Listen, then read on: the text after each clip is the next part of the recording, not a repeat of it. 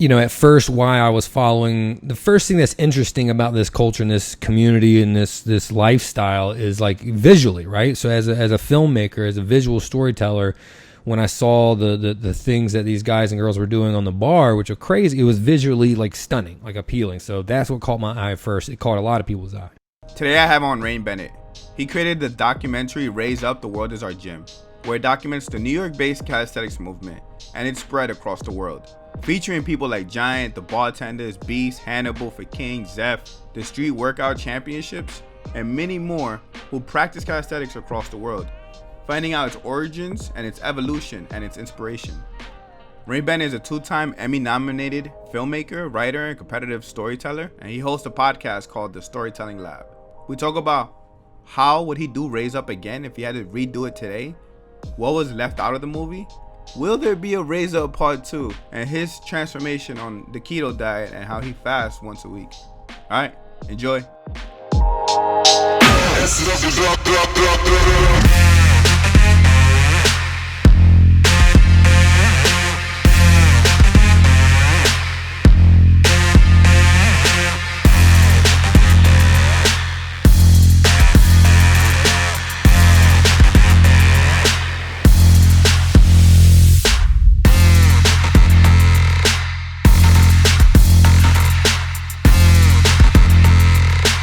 What's up, everyone? It's Ed here from Barstarzz, and today I'm joined by documentary filmmaker Bennett, the creator of Raise Up, The World Is Our Gym, the first calisthenics documentary that captured the movement here from New York City to all over the globe. How you doing, Rain? Yeah, good. How are you, man?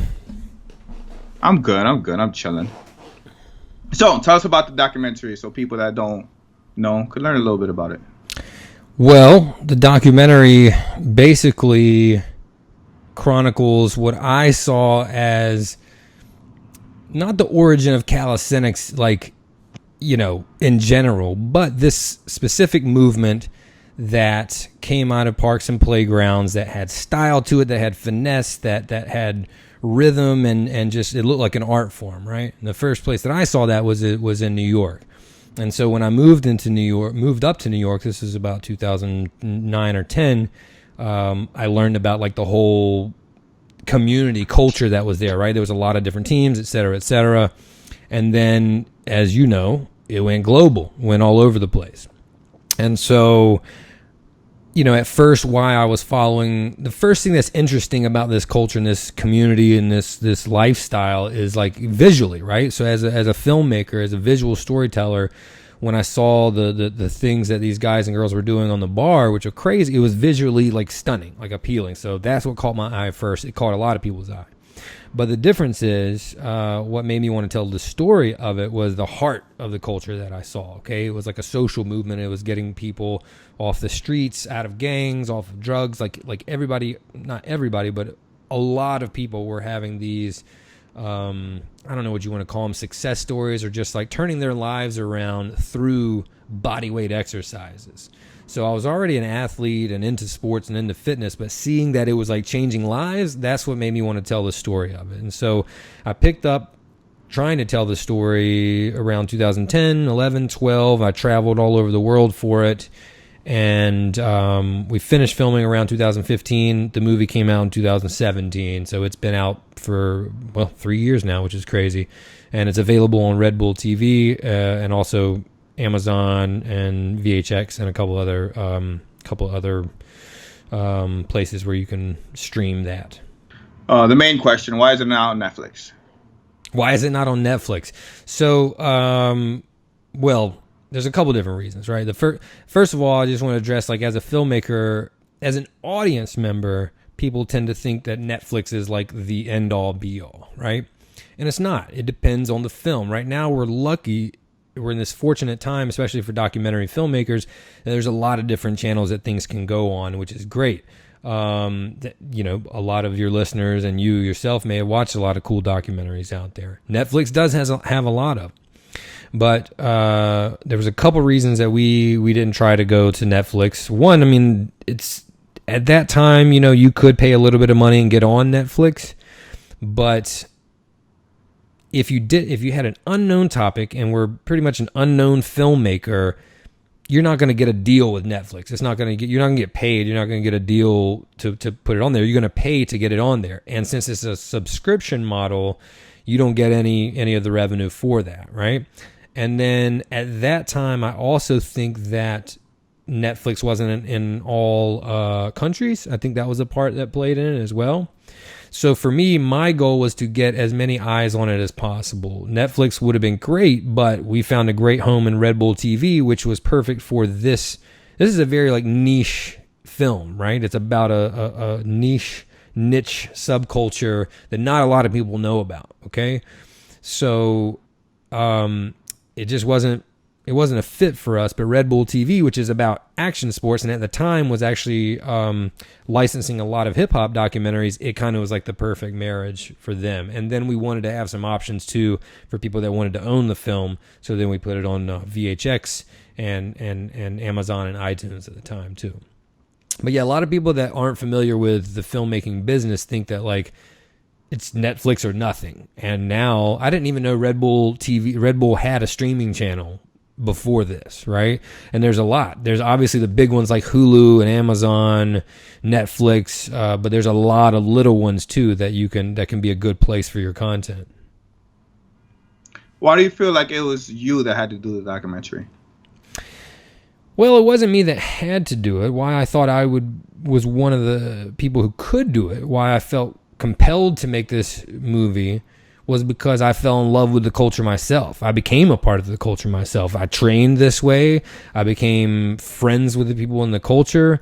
At the time, I'm not sure what year we met, Ed, but when I moved up to New York, 2010 and 11, and the concept of this film was we had already kind of, initiated that, like the seed of it. So I was like doing research and reaching out to people and getting to know people.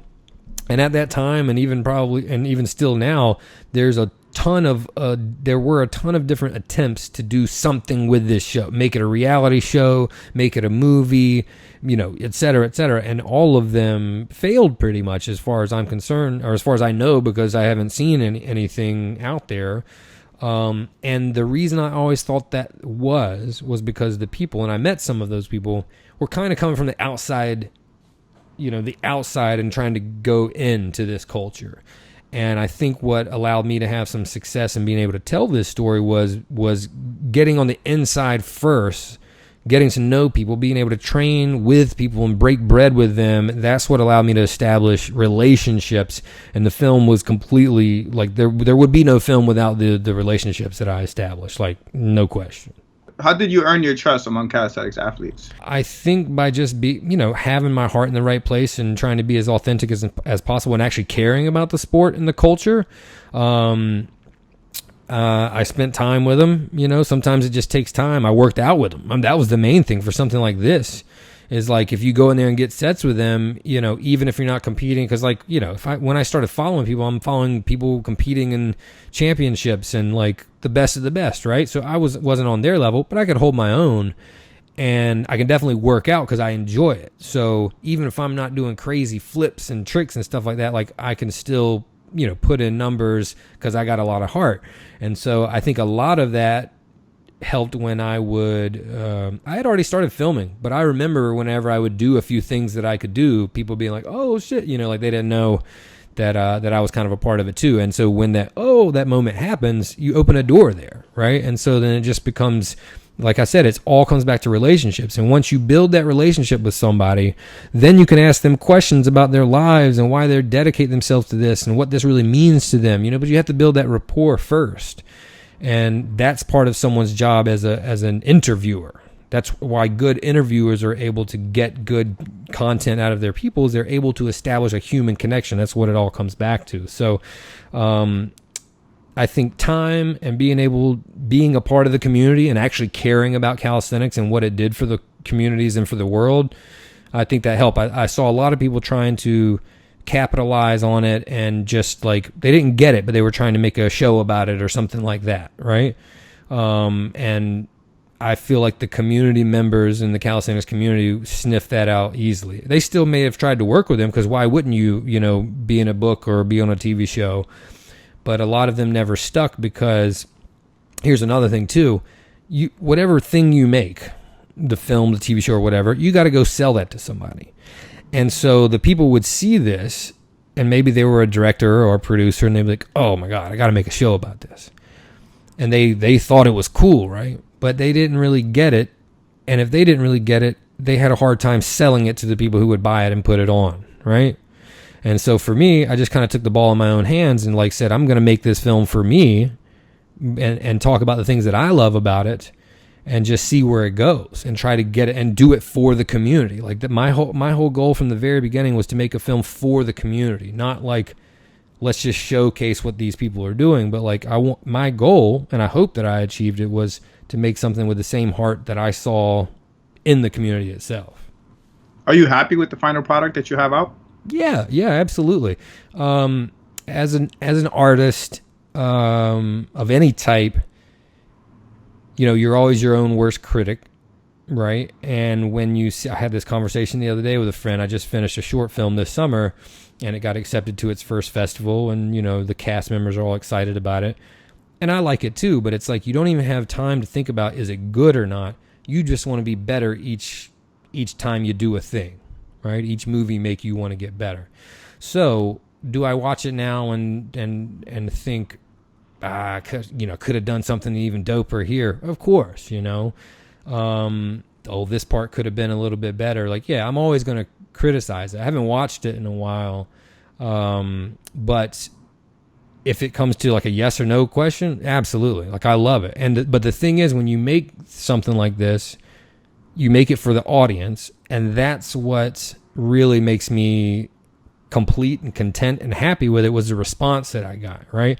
So when people write and tell me, even like when you posted about the podcast that we record on your Instagram, people were saying like, oh, that was a dope documentary. Like, great. Then that's the feedback that I need. You can't really rely on the feedback in your own head about your own work, because it's always going to be with a critical eye and, you know, wishing you could have done something else. But at some point you just got to say, all right, it's complete. I'm putting it out in the world, and don't be afraid, and just put it out in the world and let it be. All right, so you talked about how some of the feedback was you had a dope video. A lot of people did like it, but I'm sure you also got some criticism from it, from calisthenics-based people. Have you heard any of it? And if you did, how would you address it? Like, what are some of the things that people said that you felt came across like a negative response to it? I don't know. I didn't hear a lot. If I did hear any, most of the comments and feedback that I heard was all positive. You know, part of what I wanted to do from the beginning, which is a little scary when you actually care about the community and the fan base and the audience you're making it for, was to show it to people even before we released it. So the first screening that I did in New York of it was in 2015, and it was nowhere near ready. But the purpose of those like test screenings is to get feedback and make it as good as possible, right? That's your goal. And so there was feedback that I got then that definitely helped shape the next version of it. And then we premiered it in 2016 at the Hip Hop Film Festival in Harlem, which you were at. And there was some feedback I got, but everybody really loved it. But it was more like I watched it in that room and saw what people like really liked and where moments were quiet, you know, and I just picked up on things. And so we came back and added a few other things and all that. So yeah, most of the time, I mean, like I said, I released it 3 years ago, so I don't recall any specific, you know, criticisms or whatever, but, you know, that type of thing. You just, again, like when you're an artist putting something out, you know, at some point, like I said earlier, like you just got to be bold enough and just say, okay, it's done, and put it out, and then you have to just like deal with any of that. And nobody's gonna like everything, you know. It's just the way it is. If you could go back in time, is there any way you would have done it differently? I mean, sure. Just in terms of planning, like I kind of winged it and built the plane as I flew it type of thing with this movie. So a lot of what made it really hard to get to the finish line was just organization and like direction and planning. So again, it was just me for the longest time, for years, working on this. And so during those years, and I'm the one filming, I'm the one flying all over, I'm the one trying to edit, like, you know, just the organization of the production was sloppy. And so that's something that would have made my job a lot easier. And just thinking about where I wanted to go with it earlier in the process, I was just, the first couple years was just capturing content. And I like to build things that way, build documentaries that way, but it's difficult. You know, I wish I'd have had a little more planning. But in terms of any other approach, no, I don't think so.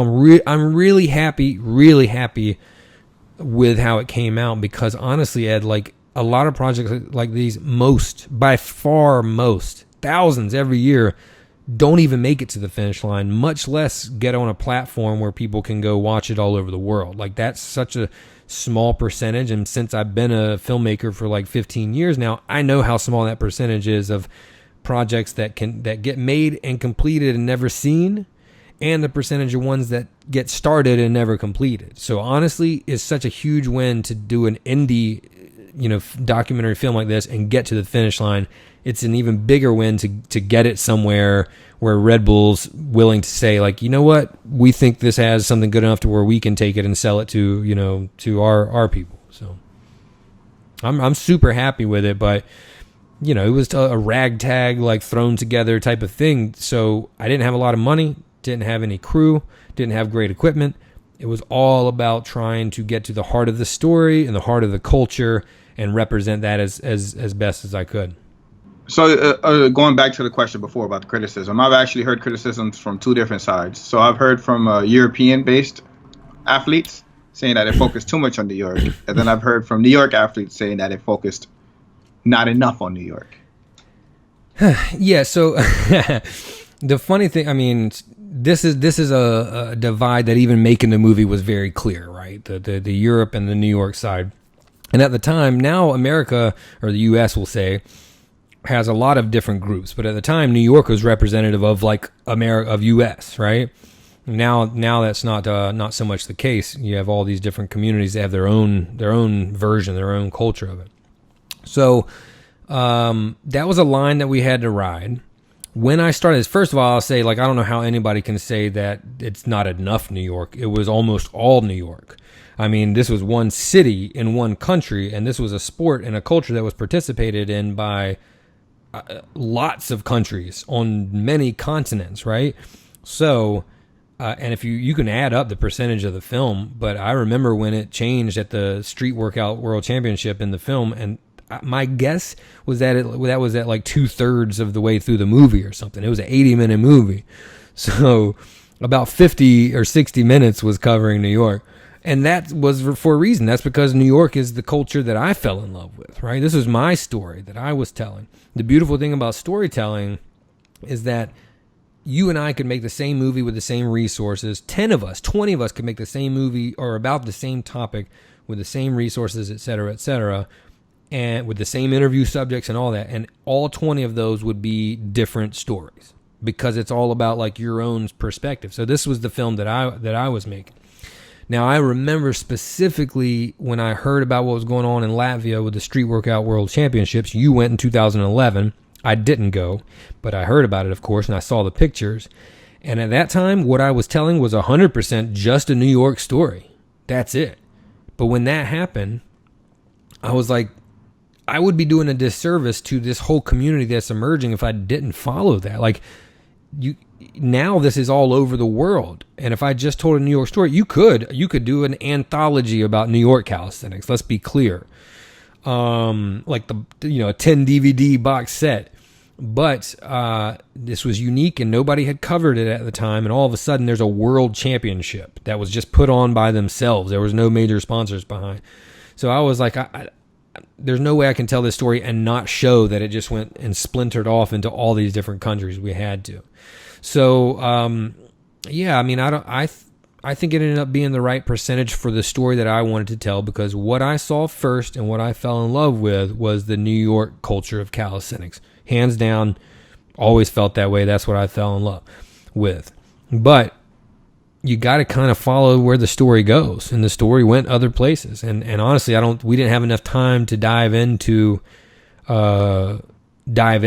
Europe and things that were happening on different continents. We touched on it, but the movie kind of ends with the culture spreading to all these different countries. It didn't follow anything from that, which kind of left it open-ended. I think we ended filming in like 2014 or 15. And as you know, in those years, it just kept skyrocketing. What ended up on the cutting room floor that you would add, or you felt like it was a strong consideration before cutting it? Man, I mean, a lot of stuff. I have so many interviews. There's a lot of interviews that I shot that aren't even in the movie at all, or maybe just one line, So I've got a lot of content that I've been contemplating what to do with. We get the license back for the film in 2021. So if anybody wants to watch it, it's still free on Red Bull TV. It's a streaming channel, or they can go to the website. But we get it back in 2021 completely. And I've been thinking, like, is there, room for another story? What should we release some of the interviews? Because we got tons of content. I mean, it's not even comparable, the stuff that made it in versus the stuff that didn't make it. I mean, 5% made it in the movie, so that means 95% is sitting on the floor somewhere. I mean, that's just a guess, but it's something like that, because I have hour-long interviews that didn't even make the cut. That was really tough. But the thing I've also learned about storytelling is you can't tell 1,000 stories in one story. And the very first version of this film was like 3 hours long. I don't think anybody saw that version, but I'm just saying the first like full cut that I finished was 3 hours long. Nobody's going to want to watch that. And there was a lot of, you remember Michael, the writer from Vanity Fair and Men's Health? Yeah. So this is something I always attribute to him, because he during that time was watching and giving me feedback on those early cuts that were just terrible. And he said this great line that I still remember, about there being too much inside baseball going on. And what that means is, for those who aren't familiar with that expression, is like nuanced, content or information that only the people that are very closely tied to the community would understand. And so what that means is like little bickering or little fighting, or characters that you see once but you can't place who they are. Like you and I would know, because we're calisthenics nerds. We know who that is, and we can see him once and know how he's related to this character and this character and this character. But for the first time average viewer, they wouldn't, and so you would lose them. And when you lose them, you bore them, and then your movie sucks. So even the stuff that I thought at one point was worth making the film had to get cut, because if the first cut was 3 hours, that's 180 minutes, and we chopped it down to the final product, which was 80 minutes. So 100 minutes from the first version was cut. So a lot. That's the only way I can answer that question. But I do have a lot of dope interviews in the can. Can you pick one? I would like to hear one that I didn't get to see and Raise Up. One scene or interview or moment that you feel like, damn, this was tough not putting it into the movie. I don't know, man.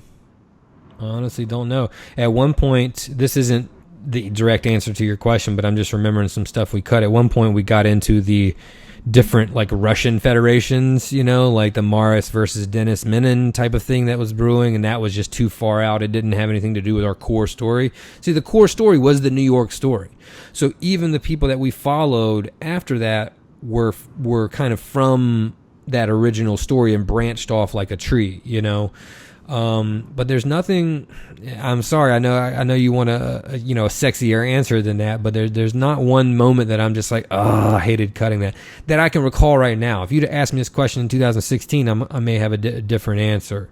But yeah, there's not one in particular that I can think of. There's a lot of different interviews that I would have liked to have gotten out there. That's the thing that bums me out, is that there's all these great interviews that great things were said during that nobody got the chance to see. And like, it's not like somebody's interviewing them the next week or next month. That was their interview, Do you think it's important for younger calisthenics athletes now to know the history, whether through your DVD or just in general? Yeah, absolutely. I mean, do they have to be an expert? No. But, You should know where it comes from. I think that some of the OGs probably hold on to that belief a little too much, like it's required reading, and they're offended that they don't. You know what I'm saying? Like, that's not, like, let's look at any other culture, you know.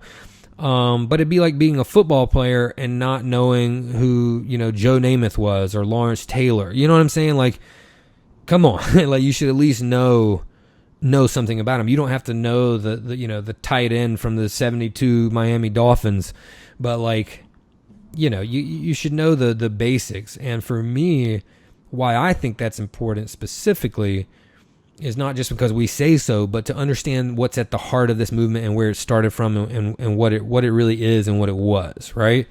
Because what made this different and unique was the way it started, right? Was the way it started. You know, where it's at now as a sport, to be honest with you, I haven't followed it very closely. I'm still friends with a lot of the people that are in the sport, but a lot of them are phasing out. Many of them have phased out. And so the newer community, I don't even know them. You know, I'm not sure where the sport stands now. I haven't talked to Morris in a while, so I'm not sure, like, where they're still chugging along, but I'm not sure, like, if there's any new developments. But at one point, as far as I can see it was like climbing, and then it seems to have plateaued a little bit. Again, I haven't been in touch with the community in years at this point, but if it did, I would probably argue because it still hasn't, like, found its true identity. Like, what is this thing? And that's why nobody, going back to people trying to make TV shows about it, nobody could really sell it because nobody knew what it was. Like, if you don't know what something is, you can't sell it. Very simple. Clarity is everything. Like, what am I watching here? And nobody could explain it. And even now, it's not easy to explain. So how can it be its own thing? And so I feel like what it was initially was its own thing, and it was very clear what we were seeing in the parks of New York when we were just getting started in, like, 2009, 8 and 9, right? So yeah, I think the history is important. I mean, if you're in the military, like, you want to know old battles and old wars that were fought. You know, if you're into anything, I think that you should know where it comes from. But I do feel like, you know, you don't need to be able to be an expert. There are historians for that. There are people like me, you know, like, I know the history and I documented the history. I know, you know, a decent amount of the history, not as much as some people, but more than a lot. And so I documented it. So it's important for me to get all those stories from Beast and Giant, you know, and people that were doing this a long time ago, because I'm telling a story about it. But if I'm just out here doing pull-ups in my neighborhood park, I don't need to know that. What was your approach to? There's times in the movie or in the history in general where there's conflicting stories, right? Someone says, "Hey, I did this, I did that." Do you feel like you're forced to pick? Or? No. So as a documentary filmmaker, what you want to do, like a journalist, you want to be as objective as possible, right? You're never going to be all the way objective. Just like we said, you know, I was telling this story from my unique perspective, and that's why it's very heavily, you know, New York based, because that was the story as I saw it. But I mean, some documentary filmmakers do this. Like, if you watch Michael Moore documentaries, you know he's got a clear stance on the topics he's talking about. But most journalists don't do that. My job was to present both sides as equally as possible, and then let the audience decide. Because, and why I would do that as an artist anyway, even if I wasn't approaching it from a journalistic perspective or standpoint, why I would do that as a person, as an artist, is because I know, in my experience, the truth always lies somewhere there in the middle, right? It's never really fully this way or fully that way. Generally speaking, from my experience, it's usually a combination of both or somewhere there in the middle, right? And so the best way that we can get to that point, or get to truth, if you will, is to hear both sides and consider, you know, other things that may be influencing those thoughts, those stances, or whatever, you know? But you're right, there was a lot of that to navigate. What are the chances of a Raise Up Part 2? I've thought about that for a long time. I've had different thoughts of what that might look like, what stories it might follow. I think there's a decent chance. Like I said, it's been a while since I've been in touch with the community, and I do miss it a little bit. that was my life for 5 or 6 years. So when it finished, I'll be honest, I was glad for it to be done for a little while and do something else and not just be consumed with this one culture, because I have a lot of different interests, a lot of other stories I wanted to tell. But like I said, we get the rights back, all the rights back in 2021. That's next year.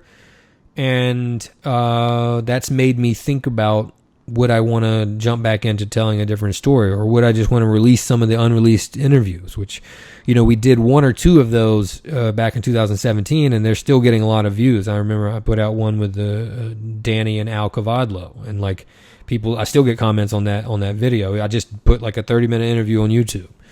But yeah, I don't know. I mean, I'd be interested to see if the community would want something like that.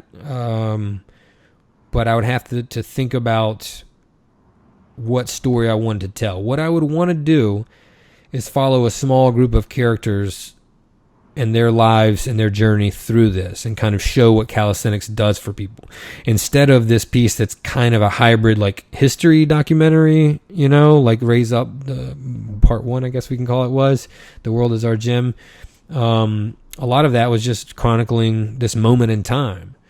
But I would want the sequel to be more character-based, to follow someone's journey through calisthenics, preferably somebody just starting out, or someone who's transformed their life through calisthenics. That would be dope for me to do. And, the reason is, when you follow less people, you can go deeper. And that's what I would want to do. Not go wider, but go deeper with the story. It'd be cool to follow like 3 people, like an OG, someone who's like already competing, and then someone who's just like learning. 100% but agree. seems dedicated. Yeah, I think it'll be really cool. Yeah, that's. Do you think you'll have better funding and a bigger budget if you were to go for part 2? Seeing as part 1 was based on your income completely. Right. Yeah, I think so, because we've proven ourselves with the first one. I've continued to grow as a filmmaker and a business person since then. So I have more connections. I have more people that might want to see that happen. As far as independent documentary films go, the first one was a success. And so really that's not all you need, to make a film, but that's a big thing. If you can take your own money and raise your own money yourself and go make a film and then sell it to someone, like, someone is going to be more willing to say, okay, we'll give you X amount of money, to go make this movie now, which would be great. And we already have an audience built in for it. So I think it would be better. It doesn't mean that, we'd have $400,000 to go make a documentary, but I think we'd have more support. I don't know if that means like a big budget, because it's still a documentary film and it's still about a culture that is not really more heard of now than it was when this came out in 2017, to be honest. I mean, maybe marginally, but not really. I haven't seen it on network TV or anything like that. It's not like Ninja Warrior or CrossFit or anything like that. It's still a niche, very niche subculture. So, nobody's going to come give you a huge check to go make a movie, but they may invest in you a little bit if you've proven that you can reach an audience with it. The good thing about that now is people are consuming content everywhere. We've never watched more video content and documentaries specifically than we have now. So that's to our favor. Awesome. All right, switching gears a little bit. Yeah. The Keto Diet. I actually heard about it from the biohacking community, Tim Ferriss, Dave Asprey, a couple years ago. Yeah. But the first person I seen it transform was you. Hey. I think I was in Miami, and I remember you in New York. I was somewhere not in New York, and you're in New York, and you're in Randall's Island. Was it Randall's? It was Queens on the pull-up bar, and I was like, "Holy shit! Rain Bennett has a 6-pack." Now, at the time, Rain was a little bit bigger. Rain worked out. I've had a couple workouts with Rain. He's athletic, definitely beyond normal athletic. He can muscle up, do flags and stuff. But I was like, "Holy shit! Rain got shredded." Yes, and I remember hitting you up, and you said, "I'm doing keto." Yeah. So after that, I started trying keto. I lost a lot of weight. Mm-hmm. I got my blood test, my cholesterol a little bit off. Mm-hmm. So I stopped doing it. Yeah. I didn't crash how a lot of people take upon diets. I made a conscious decision, okay, I'm done with keto. What was your experience with keto? What made you start it? How did you feel? And how much weight did you lose? So I found out about it initially from the same kind of community that you did, from the biohacking community or the MMA community, listening to podcasts, Tim Ferriss, Joe Rogan, The Fighter and the Kid. I had just been hearing people talk about it. And so at the time, I still train people on the side. I've always trained people, which is how I found out about calisthenics. Is I was watching YouTube videos in 2007. I was teaching, group exercise classes at a gym, on just a couple hours a week. And so part of my job was to I always like to experiment with different things, different workouts, different diets, so that if someone were to ask me for advice, I could suggest them, an option that I actually knew something about, that I was speaking from firsthand experience and not just something I had read or heard from Joe Rogan, right?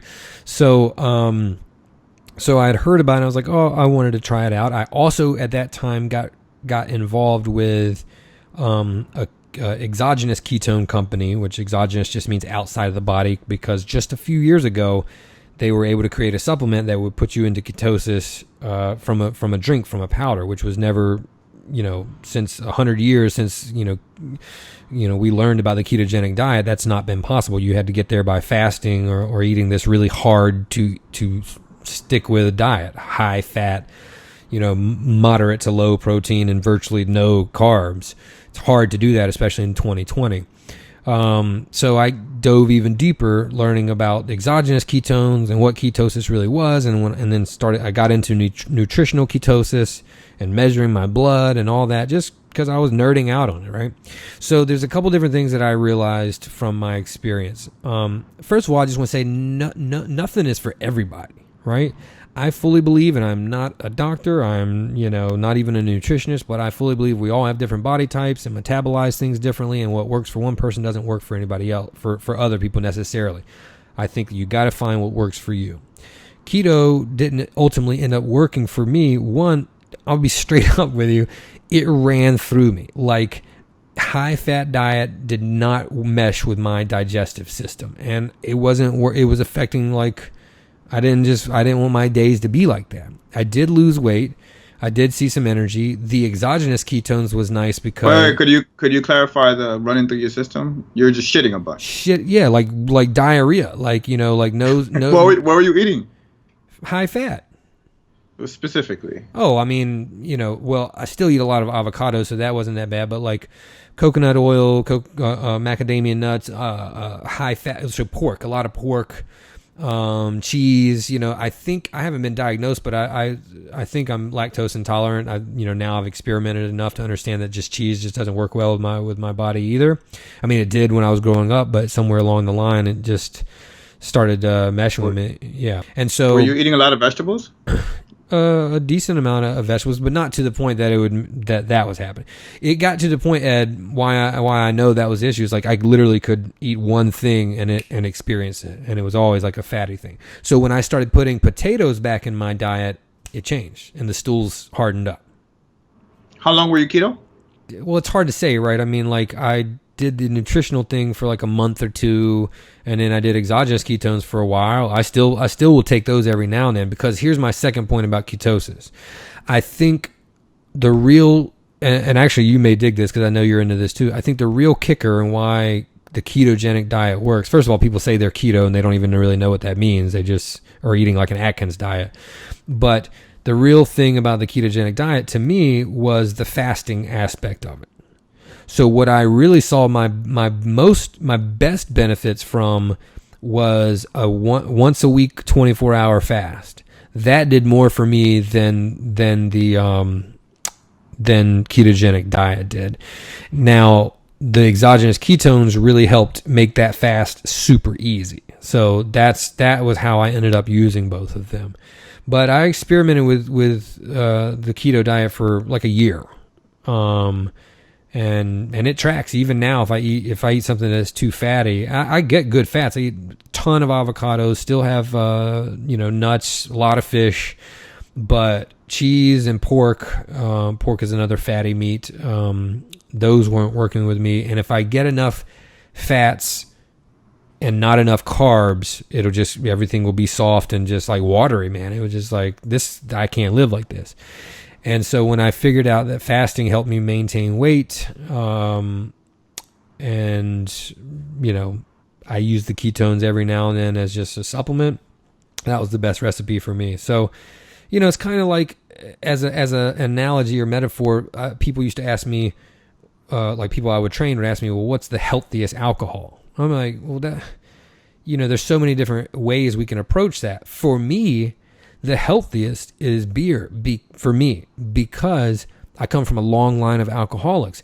Still, I don't really drink hard liquor like that. Every now and then I will, but I really try to shy away from it because it creates a problem. Like, I can drink it like candy, and it just goes down too fast. And, it's an addictive thing that my family has, historically been addicted to. That's not healthy for me, right? But if we're talking about like just on a weight perspective, then beer would be the worst. It would be clean spirits, just straight whiskey, straight tequila, straight vodka, no mixers. That's really the worst. And then wine, and then beer, in terms of like what has the least amount of calories and is the healthiest for you.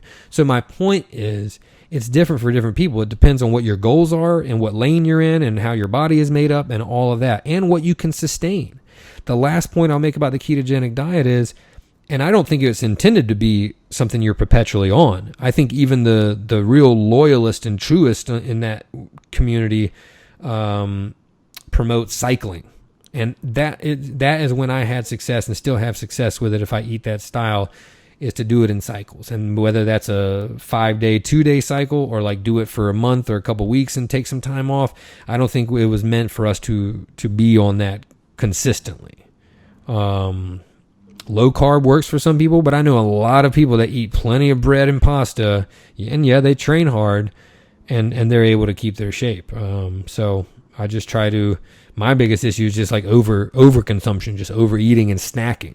So I just try to keep it to real meals and keep snacks away. And then I fast once a week. I just got done today, this morning. What was your weight when you first started keto?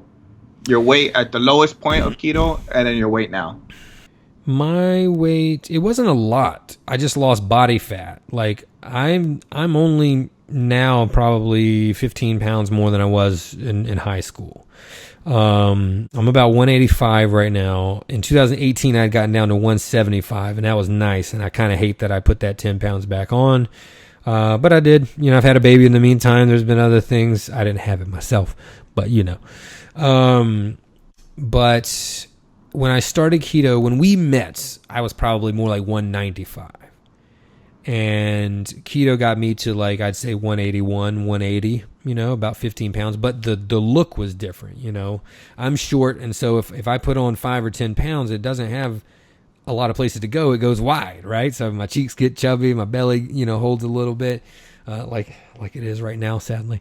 But like you said, I always worked out. I always run. I always ride the bike. I play in a soccer league. Like, I'm good to go in terms of like my physical capabilities. But, my weight can fluctuate a little bit, but not a lot. And so, but when I got down to 181, I was pretty lean at that point. 2 years ago when I got to 175, that's about what I was. I think I was 170 in high school. That's the best I looked in a while, and that wasn't with keto. That was with the 1 day fasting every Monday. Like, basically Sunday night after I eat, I go 24 to 36 hours once a week. And I was also playing in a soccer league 2 times a week. So, I mean, let's be honest, that's a lot of calories I was burning playing 2 full games of soccer a week. What got you into the fasting 1 day a week? Just experimenting. I experimented, like a lot of people, the first thing that I did was time restricted or intermittent fasting, you'll hear people call it, which a typical window is like you fast for 18 hours and you eat for 6 or 16 and 8 or something like that. Some people do 12 and 12. But the point is that you eat all your calories in a window, and then you stop for a window, and you stop. You don't snack. You don't, you fast. And I saw a little bit of success with that. But then just continuing to listen to people that I looked up to that had experimented with it too. I just started trying that, like, I wonder if I could make it like the full day. I was making it 18 hours. What's 6 more hours, right? And when I consistently did that, this was 2018, around summertime to fall, that's when I really started seeing, when I got down to 175, which was feeling good. And then, of course, if you're doing calisthenics, any extra weight is not good for you. So you start to lose 5 pounds. That can make a lot of difference in your flags and your levers and, your explosive movements. How hard is it to skip food for 1 day? And are you iterable? Is that how you pronounce that word? Irritable. Oh, okay. It gets challenging, but you get used to it. It's not really that hard. Whenever I tell this to people who aren't familiar with it, they're like, "Oh, I couldn't make it to noon." Yes, you can. Yes, you can. Of course you can. You just don't want to, and that's fine. You don't have to, but you definitely can. Like, as humans, we're designed to go for a long time without food. If you got water, especially, you're golden. The thing is, you run into humps, and this is kind of like what runners experience, right? Is you have these walls you have to break through. So the first wall happens to me whenever you're normally used to eating. I don't eat breakfast a lot now, but I grew up eating breakfast, so it used to be earlier. But now around 10 or 11 in the morning, if I'm fasting, that's when it's first saying like, yo, you sure you don't want something to eat? Just a few cashews, maybe an egg, and I have to push through that. Then it gets real easy.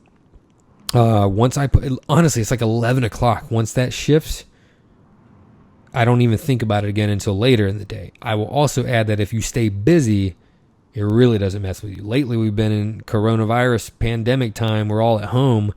And, if you're killing time and your snacks are 20 feet away or 10 feet away, that's a recipe for disaster. But if you stay busy, if I'm out on a shoot and I'm running around, I don't even think about it. The second wall that I hit is, and I hit it last night hard, I almost gave in. I was real close to giving in last night. Is like dinner time, like 7, 8, and 9. 7 or 8 was really challenging. At that point, I had been 24 hours, but I wanted to go to 36 to this morning. But again, that stops completely. It stopped completely at 9 o'clock. Didn't even feel it at 9 o'clock. Even this morning, I woke up, I wasn't hungry, so I was able to push it a little further out. So it's challenging, but it's like anything. You just got to try it and try it again. The first day is going to suck, but what's your goal? Like, is it worth it to you? But it's not that you can't do it. And I've coached people on this and suggested they do the intermittent fasting. And when they do, they always have success. They lose 10 pounds, 15 pounds. You just gotta get used to it. And here's another thing I'll say about it. If you have to eat in the morning, if that's true, then okay, you just bump it up earlier. There's no set time. You choose what window you eat in. So if you can make it at 10 o'clock and you're doing 8 hours of eating and 16 hours of fasting, that's 10 to 6 p.m. That's pretty manageable. If you can make it at 12, then it goes to 8. If you have to eat at 8 in the morning, cool, but you're going to have to end at 4 or whatever, or 2, whatever it turns out to be. All right. I'm going to end it with some of the classic calisthenics questions I asked the calisthenics people I have on. All right. How should you start calisthenics? So, baby steps, man. Start with the basics all day long. A baby can... I got a 2-year-old now, and she could hold her head up, and then she could be on her hands and knees, and then she could crawl, and then she could walk. Now she can run fast, and now she can jump, right? It's a logical progression. So here's the thing. I can actually speak to this because I train. What I'm really good at as a trainer, I'm not training the people who I was filming for Raise Up and taking these elite athletes. I'm training people who haven't ever done a pull-up before. I can take people from 0 to 1 or from 1 to 2 really well. So I work with a lot of women who've been told their whole lives they can't do pull-ups or push-ups or whatever. And it's simply not true. You just have to train it. So the first thing that I always have people do is just start with being able to hold your body weight up. Don't try to do anything complex. If you can't do a push-up, you start with the plank, right? And if and you can do a modified version of that, or once you're able to get the strength up to go down a little bit, you may have to do that on your knees, a modified push-up, right? Give yourself progressions. But you just start with being able to hold your weight. If it's a pull-up, you start with just being able to hang and work on your grip strength and work on, engaging your lats and getting your core engaged and getting your body working, right? If you've never done a pull-up and never even tried any kind of like hanging exercises, hanging on the bar for 10, 15 seconds is hella hard. And it does a lot of work, right? You'll feel your back sore after that. If you do sets of 10 seconds or sets of 15 seconds, that's going to be a good workout. So you just start with being able to hold your body weight up, and then you just push the needle forward a little bit at a time and stay consistent. You try to jump too far ahead, you injure yourself, and then you go backwards in time. Just add on a little bit, use progressions. With pull-ups, we do a lot of negatives, which means you start at the top, you step on a stool or something and get to the top position, and then lower yourself down, and you're able to build up your muscular endurance that way. Or like Barstarzz has the bands. Using bands is another way to do that. So Just takes time, man. It just takes time, but you just start with the basics and then slowly progress from there. You got to fall in love with the process, man. But a lot of people get attracted to the tricks and the things like that, and it's just like you just got to take your time and get there. But if you're wanting to use calisthenics in your training, just start with the basics. Very, very simple. What's something you wish you knew when you first started calisthenics? What's something I wish I knew when I first started calisthenics? There's a lot of technique that you learn, muscle up, you pick a little bit from people that you meet along the way, but muscle ups, flags, and levers, the breakthroughs that I had on those kinds of moves all happened when I learned a technique thing. It wasn't a strength thing, right? So I wish I had learned some of that earlier, because then maybe you wouldn't have trained in a poor manner for a long time. A lot of people suffer from this, and that's why you see people who are strong as hell who still can't do a clean muscle up or even a back lever. I actually saw a Facebook post. How Facebook does like the memories. I saw like one from a long, years ago when I was in LA, and I wrote about how I was training people out there at Santa Monica. All these top athletes, they had just competed in competition. They're doing 360 muscle ups and all this stuff, and they're like 3 of them, and they're ripped, they're shredded, and they couldn't do a back lever. And I'm like, bro, this should be like one of the first things that you learn, in terms of bodyweight exercises, like on that level. But I looked at him, I'm like, you clearly have the core strength. Like, I bet you just haven't heard, a few things. And all 3 of them, within an hour, they got their first back lever ever that we like filmed. And that's because I just gave them a couple pointers on technique tips. So that's something that would have helped me progress, because I had the strength. Like I said, I was probably carrying on a little bit too much weight, which made things like front levers and flags hard. But I got them through strength. But it was when I learned those little tips that just made the difference in how your body moves that I really was able to make strides. Awesome. All right, so you have a podcast, right? Tell us a little bit about your podcast. Yeah, so I have a podcast called The Storytelling Lab. What I do now, I'm still a filmmaker. I still have creative projects I'm working on all the time, not just documentaries, but also narrative films, short films that I write. But when I got done with Raise Up, I'm like, all right, what am I going to do next? I've been through this amazing journey. I want to take all these lessons that I've learned the hard way through 6 years of making a film, without a lot of time, money, and resources, and instill that in other people and help people learn things the easy way. At that time, we're all having to create content now, and not everybody is an artist or a filmmaker or a writer, but everybody has a social media channel and is having to communicate with their audiences. And so I started focusing on how to help people engage and connect with their audience, and whether that's raising money for their nonprofit or selling their products or building their community or whatever, deepen their impact on their communities through sharing stories, through the art and science of storytelling. I learned how to do it without a lot of time, money, and resources doing Raise Up. And so I take all those lessons and I help people understand how to be better storytellers to sell their products, find their purpose, grow their communities. And so one of the ways I do that is through my podcast called The Storytelling Lab. We have on amazing guest marketers, filmmakers, writers, and we talk about how we can use storytelling in different aspects of our business and brand building. Awesome. So it's available on Apple Podcasts, Spotify, wherever we can hear everywhere. Podcasts. Yeah, it's everywhere. Most of the people either have it on Apple Podcasts or Spotify. Yeah. Awesome. Thank you for stopping by today, Rain. Absolutely, my pleasure. And have a great day. You too, Edward.